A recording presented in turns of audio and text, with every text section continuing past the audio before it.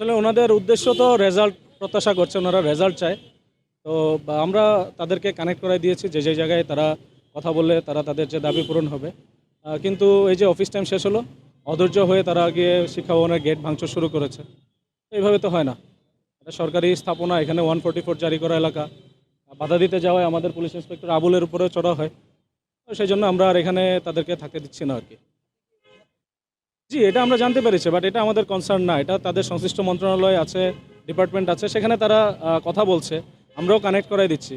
But যখন সরকারি স্থাপনায় ভাঙচুর বা হামলা চালানোর চেষ্টা, বিশৃঙ্খলা করার চেষ্টা, পাশাপাশি আমাদের পুলিশ সদস্যের উপরে চড়াও হওয়ার যে একটা প্রচেষ্টা, সেটা দেখলে তো আমরা আর তাদেরকে অ্যালাউ করতে পারি না।